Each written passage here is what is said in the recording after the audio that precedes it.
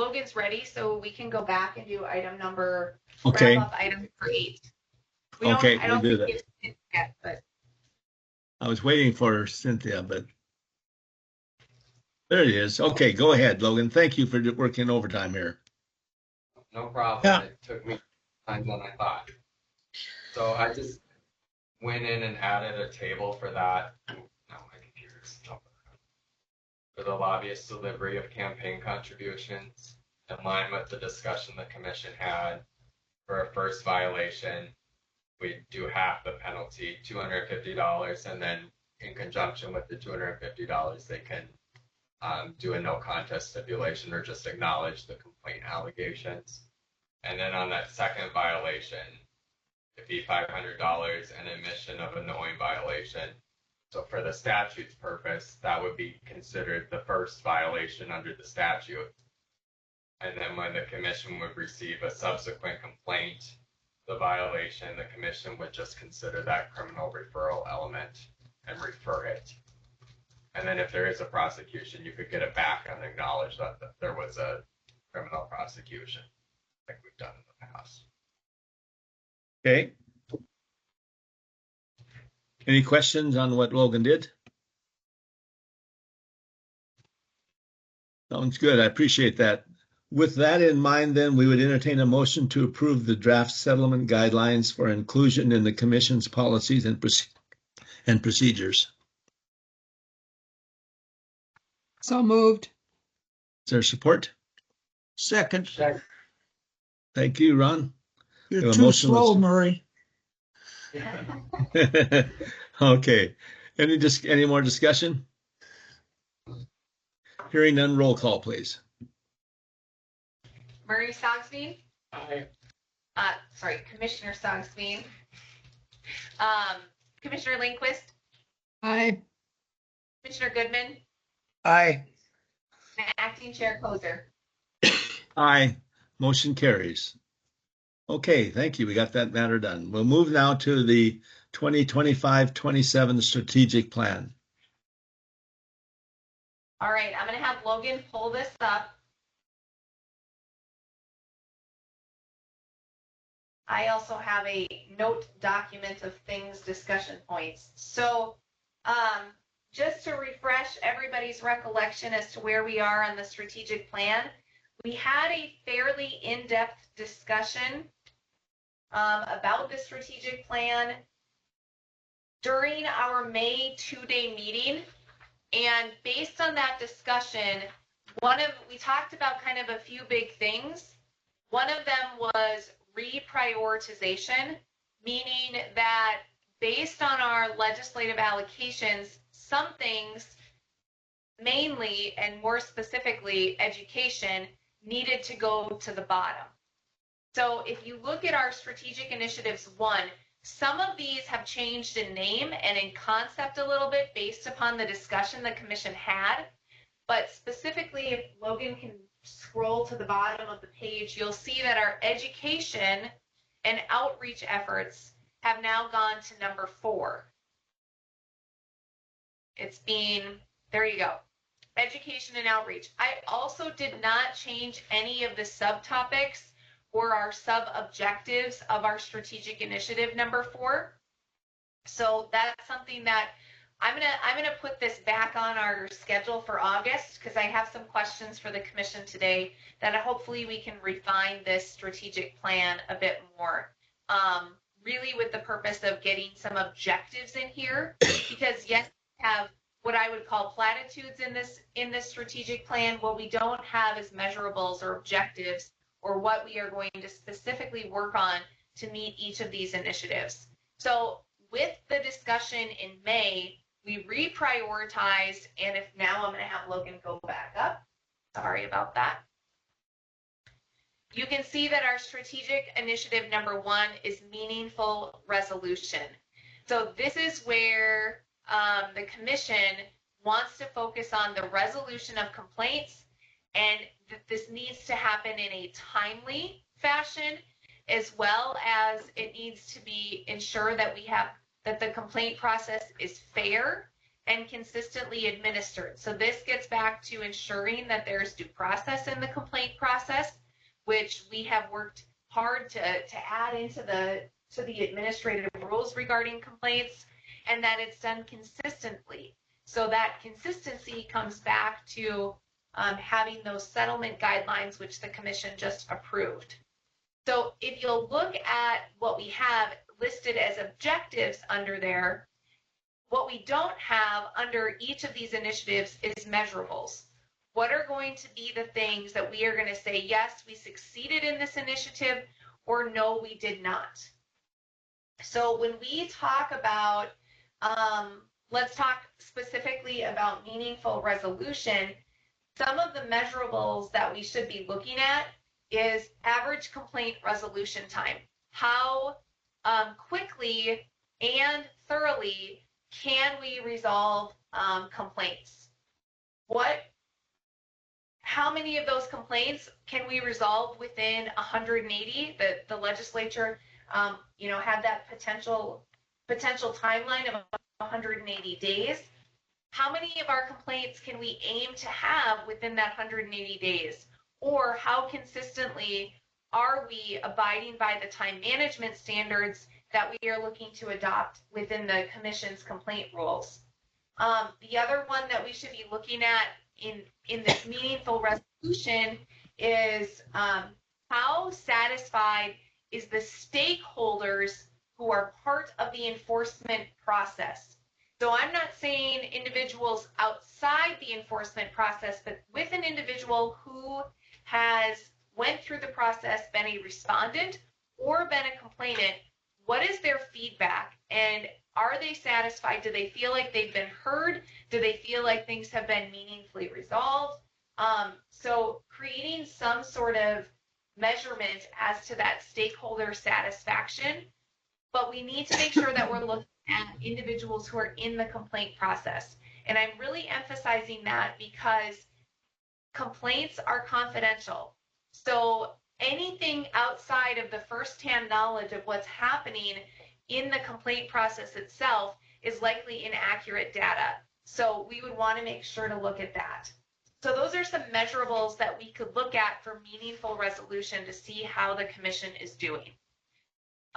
So basically what we've done is we've taken and we've wrote these objectives. I did specifically have a measurable of implementing a case management system because that will allow meaningful resolution and that will certainly expedite case management.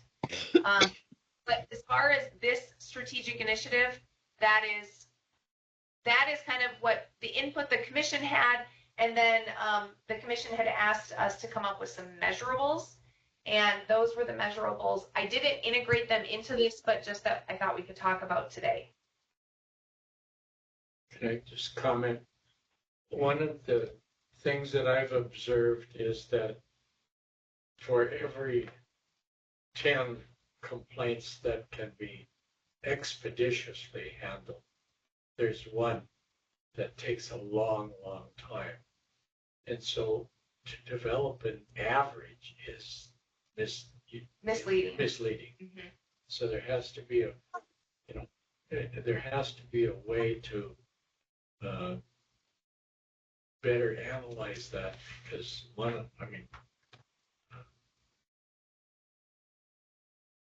just doing an average doesn't work very well. No, I think when we look at our complaint statistics, we have to break it up by phase, where we look at the summary dismissal phase, what's the average time on the summary dismissal phase, and then look at investigation and then informal resolution as separate stages.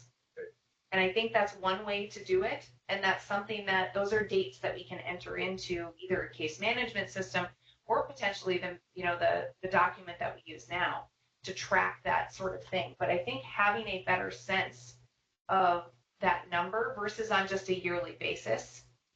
Yeah, because when I, as a commissioner, see an outlier that has taken this long, I immediately want to know why.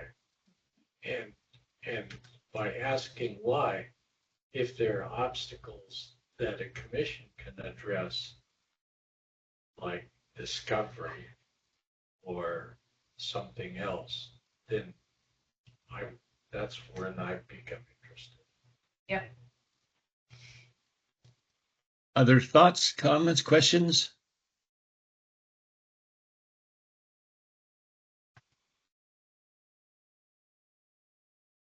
So Cindy, before we go any further into the strategic review, this is more of a logistic timing question. Cindy, do you still need to be wrapped up by 11:45 today? Yes, I do. Okay. So Ward, I think it's going to take me a little bit more time to get through the strategic review, or the strategic plan, which I really would like us to do. I want Okay. us to also be cognizant of the fact that it would be who of us to have all four of you here when we elect a chair, which is Okay. item number 3. So I'm not sure I certainly will defer to the commission, but I just wanted to bring that to your attention. That's fine. Let's move down. We've got a few minutes. First of all, we'll do, and then we'll come back to this one. Let's look at the invitation of the governor. I think Murray's ready to make a motion in that regard. Yes, after the hearing earlier this week, I sent a letter to the governor's office stating, thanking the governor for personally attending the hearing and stating that I would bring this invitation to the full commission. So I move that the executive director work with staff of the governor's office to arrange a meeting between the governor and the commission at the earliest opportunity. There's support? I'll second, but I do have a comment. Okay. I think for flexibility purposes, it might be best if we extended that invitation for both the regular meeting and the special meeting. And if he decides to come on the special meeting date, that we'll just have to give notice to that effect. Okay. Go ahead. Okay. There was support, wasn't there? Yes, I seconded Okay. it with my Okay. comment. Yep, that's right. Okay, roll call, please. Commissioner Stocksby, Aye. Commissioner Lindquist, Aye. Commissioner Goodman, Aye. and Acting Chair Kozer. Aye. Motion carries. We're going to move down then to election of chair.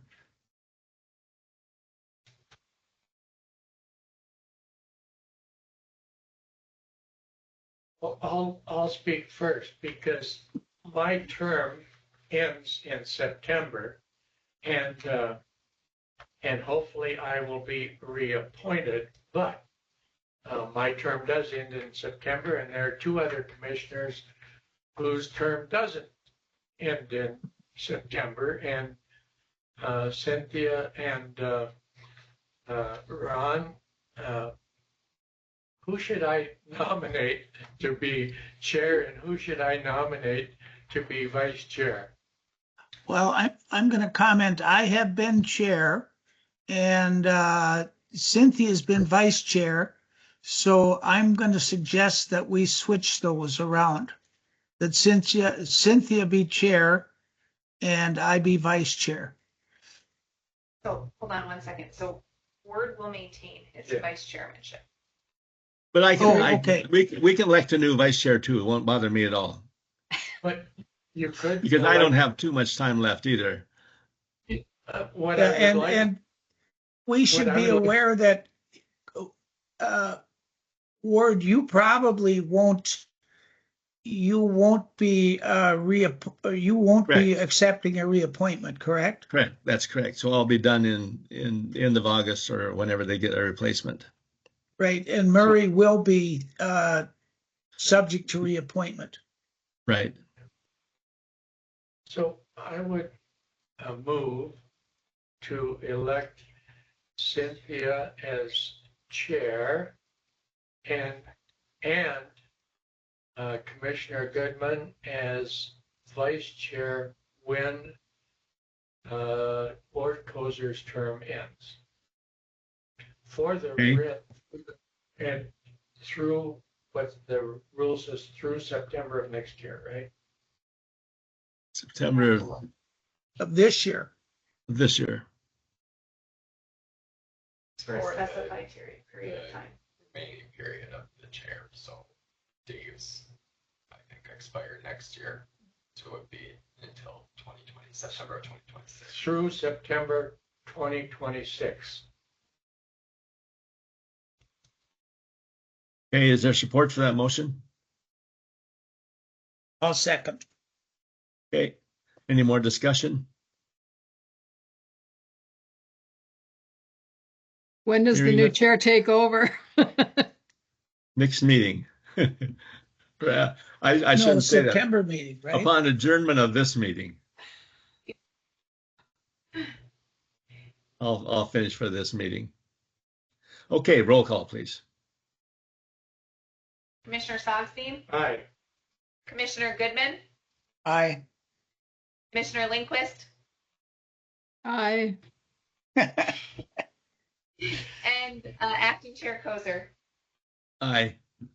Motion carries. Okay, That was a rather weak support, Cynthia. oh no, we support you. Yeah, Okay, we we'll- support you, but she didn't necessarily jump up and down. Oh, okay. Okay. I'm That's good. going to go back to the strategic plan then, Rebecca. Yep. Yeah, let's dig back into it. That way, Cindy, whenever you need to leave, we'll and you and I will give you a new chair brief. Or a new chair welcome, I guess. Yeah. Okay, so moving back to our strategic initiative number 2. So we changed this, this particular strategic initiative probably saw, I see I have an empty dot. That was a typo. But this one probably changed the most from what we had before. So here we had before a strategic development of really focusing on rule review and rule creation. This takes a little bit of a pivot, and it's similar, but really what it is looking at ethical issues in a broader sense. So I do still think that it would be a good idea for the commission to have an idea of what is done in other ethics commissions, what areas do other ethics commissions draft rules to increase transparency, and really develop that trust in government. But that's not the core component of this. The core component is to evaluate what ethical issues remain in North Dakota and how can we address those. And this might be done, and this kind of comes back to our annual report, is that this could potentially be done with ethics rules, yes, but also through potential legislation or just with creating kind of better working environments with other agencies. So in here, I did include the providing legislative recommendation to increase transparency and accountability. But then I also have in here a very specific thing that we have talked about quite a bit in the last year and a half, I would say. And that is that we need to conduct a thorough review of our current rules and consider amendments. But before we even get to the rulemaking process, that we should bring in stakeholders to really have an open dialogue. So those stakeholders would be legislators, other public officials, members of the public, members of the press who report on transparency and accountability, and then lobbyists. And did I say members of the public? I did. I don't mean to double up. But this would be a good opportunity. I think some other agencies or some other ethics commissions call these listening sessions, where they're really just facilitating a conversation between the public and public officials and lobbyists, expressing concerns and really getting feedback. But these have to be constructive, professional conversations.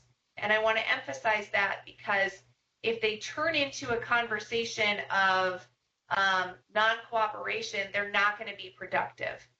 So in this regard, this is a little bit different of a tone and of a direction that we had with our last one.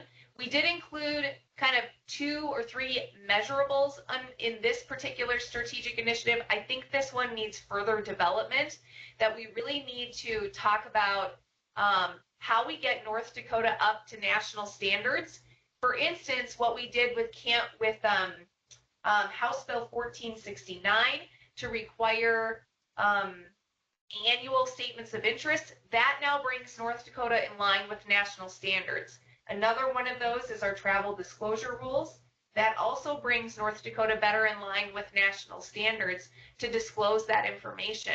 So what other areas or that we can demonstrate that government is really keeping up with the transparency that is now expected of government in this day and age. So I think we need some work there. I'd love feedback on that particular one. I think our meaningful resolution, our strategic initiative one, we have some measurables that we can start tracking. I think the measurables in this area are certainly more difficult.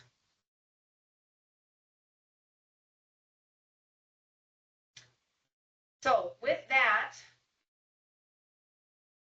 Some of the measurables may be identifying the groups that you want to talk to and identifying the time frame for doing that, particularly so that we do it like with legislators and lobbyists, we do it at a downtime before it starts ramping up for the legislative session, where they have some time to actually sit down and talk with us.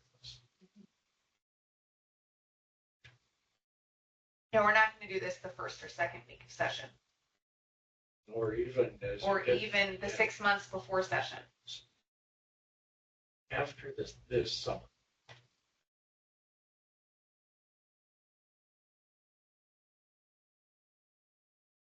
Okay. Rebecca, Yes. I'm a little concerned about your language. Okay.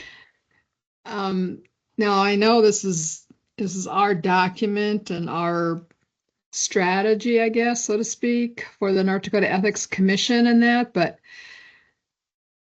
given kind of what we've been through the last year, 2 years and that, and particularly we don't have enough staff. So words like conduct a thorough review.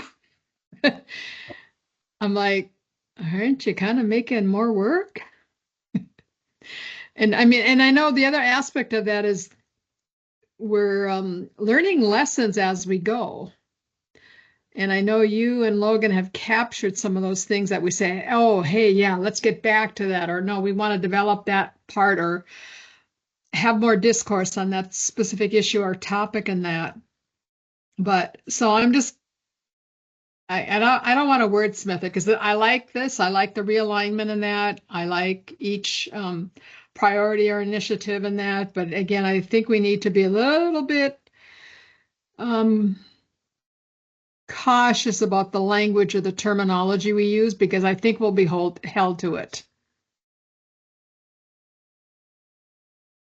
Cindy, I think that brings up a really good point.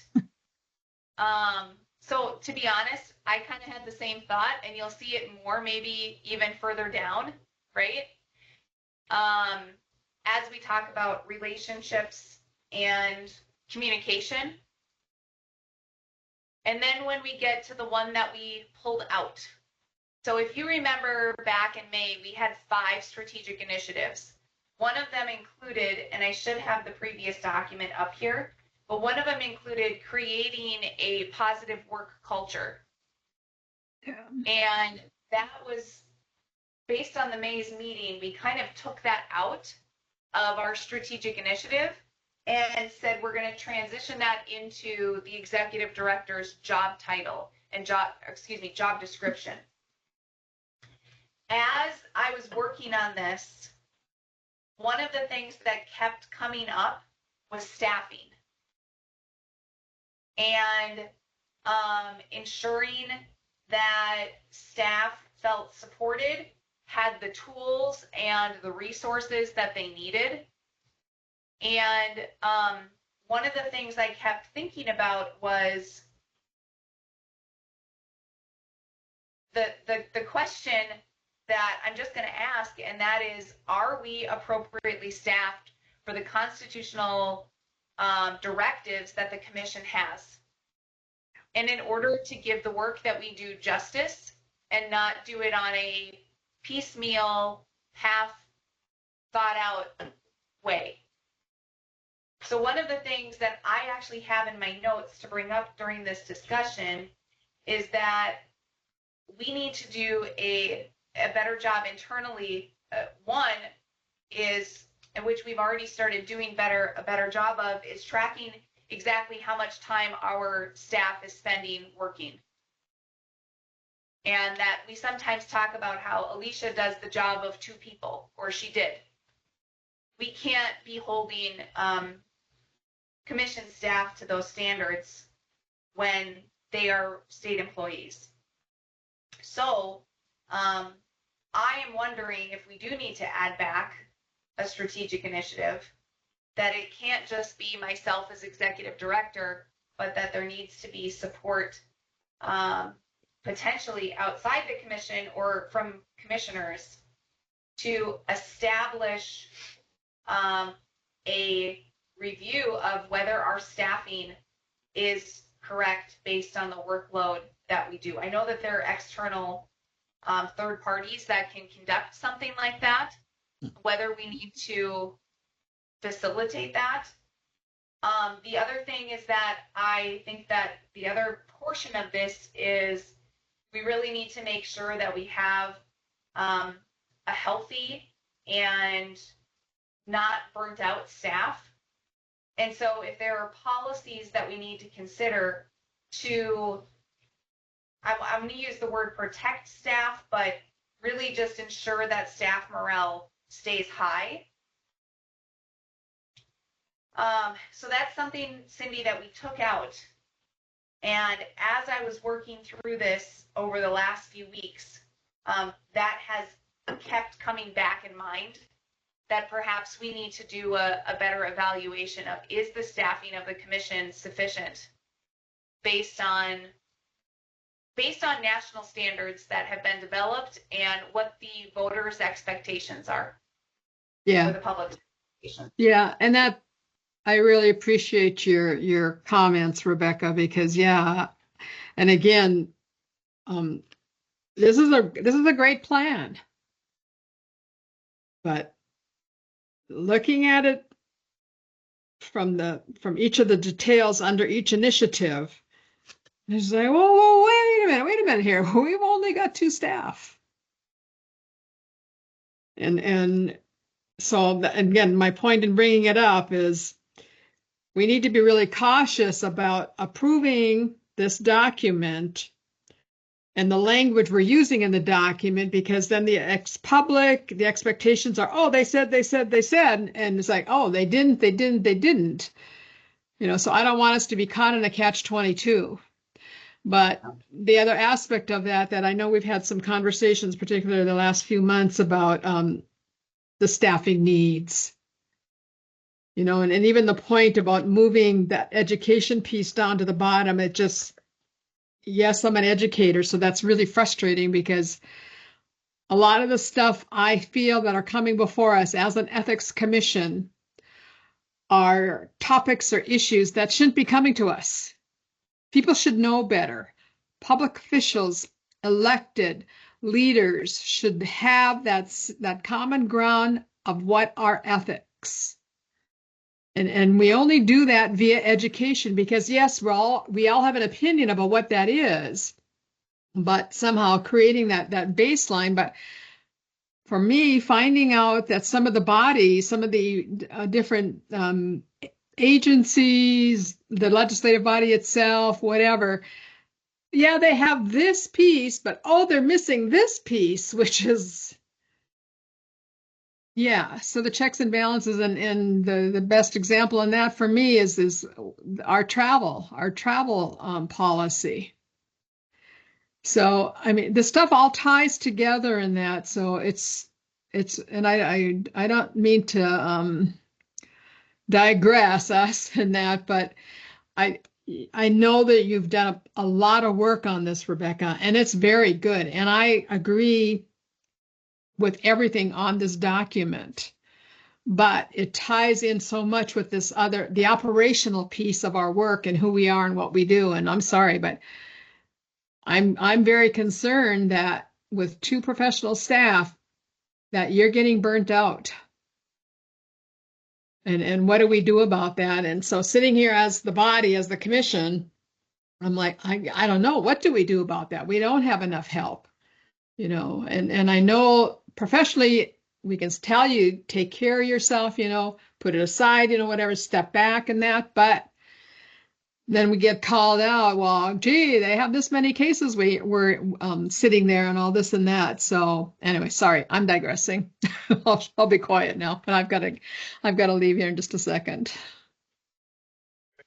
Just backing up to the concept of evaluating the staff requirements for the workload. Does the Office of OMB or HR look at the workload, look at everything and say, based on our professional analysis, here are the number of FTEs that this office needs to accomplish the task? That is a question I don't know the answer to, but that I will ask, and that we should ask. I know that that's done. It is done. Yeah. I just don't know if it's OMB who does it or if there's a third party. Because having observed the testimony and the dialogue about Senate Bill 2004,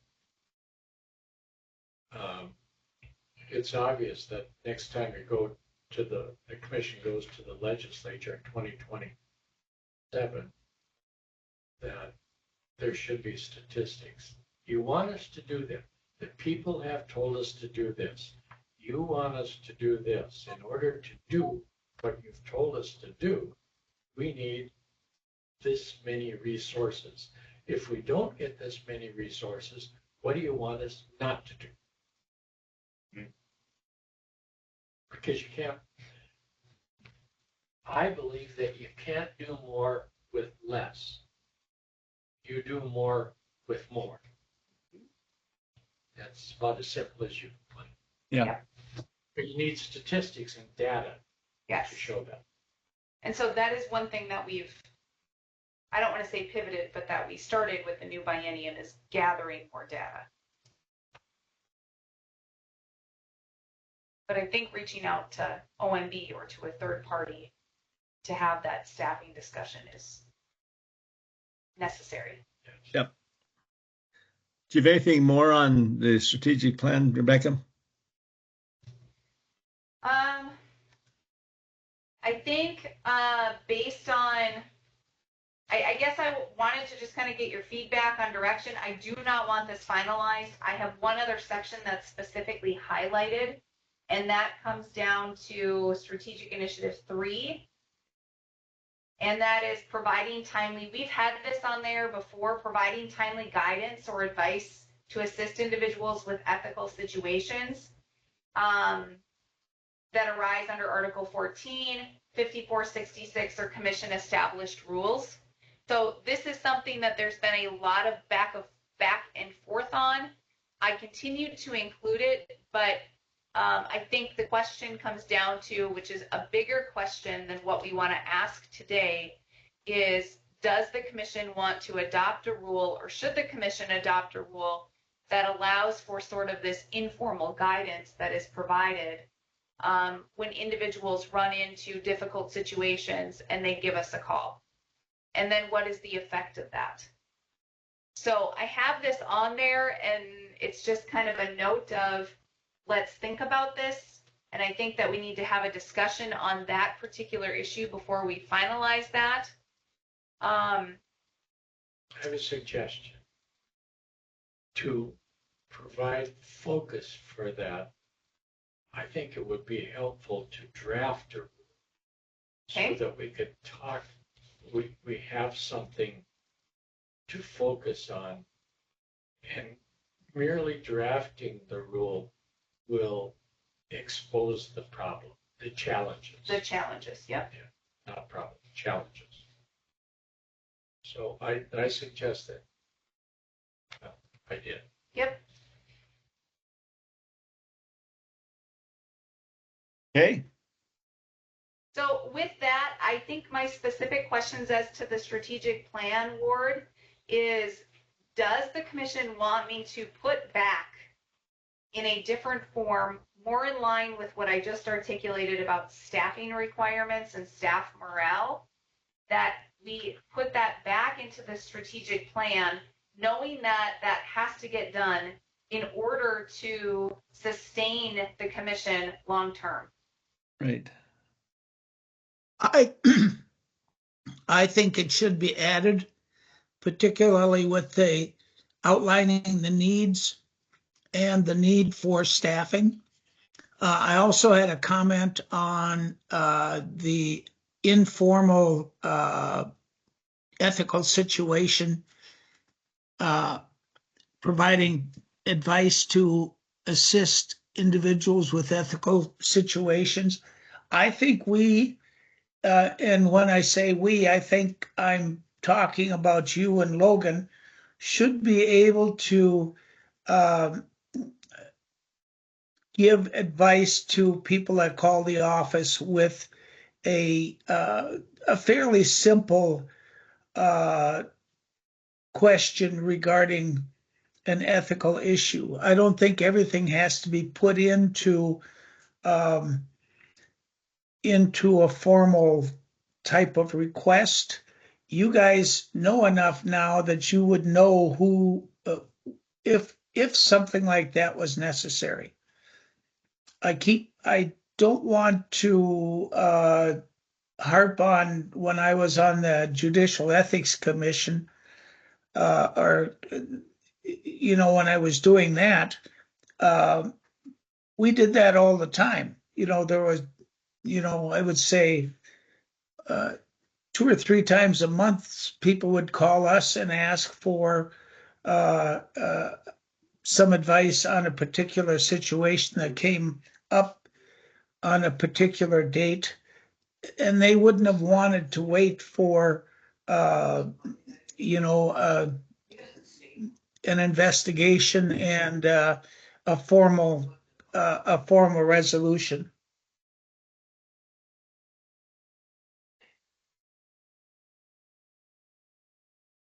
Okay. Other thoughts by other commissioners? I think what we're saying is to add them back.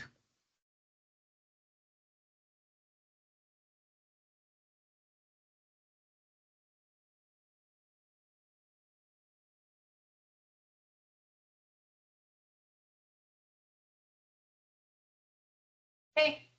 Got it. Okay. Ward. Okay. We are to the point where we need an executive session. I will read that. The next item on the agenda are complaint numbers 23-013, 23-014, 24-008, 24-014, 24-026, 24-030, 25-041, 25-055, 25-058, 25-065, and 25-066. These items must be discussed in executive session. The legal authority for closing this portion of the meeting is North Dakota Century Code 54-66-12-1, North Dakota Century Code 54-66-12-3, and North Dakota Century Code 44-04-19.21. The topic or purpose of this executive session discussion on complaint numbers 23-013, 23-014, 24-008, 24-014, 24-026, 24-030, 25-041, 25-055, 25-058, 25-065, and 25-066. Information regarding the content and parties to a complaint to the Ethics Commission is confidential. As a complaint must be discussed in executive session, no motion is needed to enter executive session. The executive session will be recorded, and all members of the governing body are reminded to limit their discussion during executive session to the announced topic. Any collective decision, collective commitment, or other final action by the governing body must occur after it reconvenes in an open meeting. The prohibition on taking final action during the executive session does not apply to providing guidance or instructions to our attorney. We now ask the members of the public who are attending the meeting to leave the meeting. We will anticipate adjourning the executive session and reconvening the open portion of the meeting at approximately what time, Logan? 12:30. 12:30? Okay. The minutes will show the executive session began at 12:02 p.m. and was attended by Commissioners Goodman, Sagsveen, Kozer, Executive Director Binstock, and General Counsel Logan Carpenter. At this time, we will leave this meeting and go to the executive session.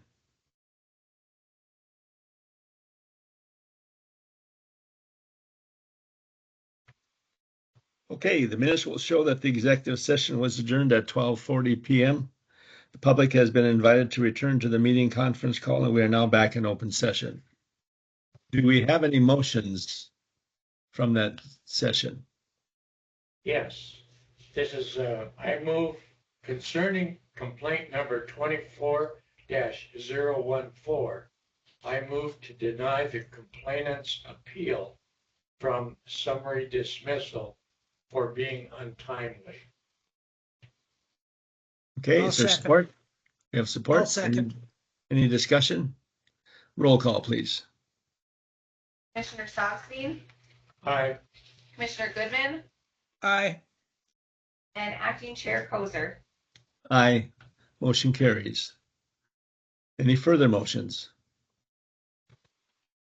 Concerning complaint number 25-041, I move to deny the complaint because it doesn't fall within the jurisdiction of the Ethics Commission. Is there support? I'll second. Discussion? Roll call. Commissioner Soxbean, Aye. Commissioner Goodman, Aye.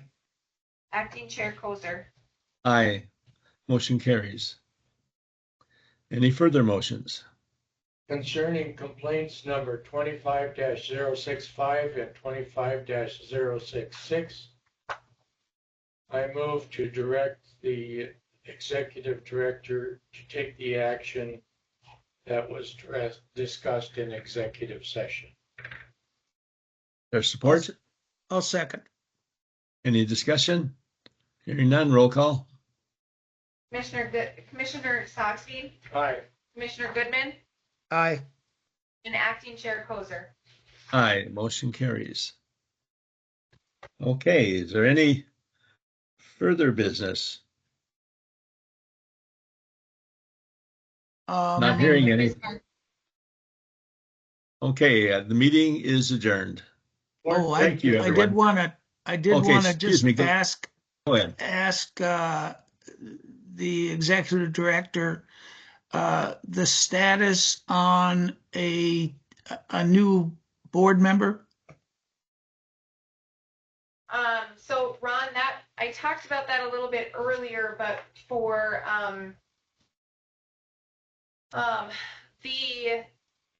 the call for applicants is out. There has been roughly 20 applicants that have applied thus far. And I think that the governor will probably get going in the next governor, Senate Majority Leader, and Senate Minority Leader. They all need to get together to get them appointed. So And it'll is- probably Go ahead, I'm be sorry. Oh, no, it'll probably be a few weeks. I think the deadline, the deadline for applications is August 8th. Oh, okay. So Ron, what they did in my situation is that there were about the same number of applicants, and they triaged it down to 5 or 6, and then a couple of them withdrew, and there were interviews of about 3 people, and then I was appointed the following day, I believe. So Okay. All right. And I'm sorry I missed that discussion earlier. I didn't miss it, I just forgot. Okay. My wife says that's my middle name. Forgot. Board, thank you for serving as chair for this. Oh, you're welcome. You're welcome. Thanks for- It was an interesting experience for me. And then thanks, everybody. And we will, I guess, leave this meeting and everybody have a good day. You guys too. Yep. Bye. Yep. See y'all.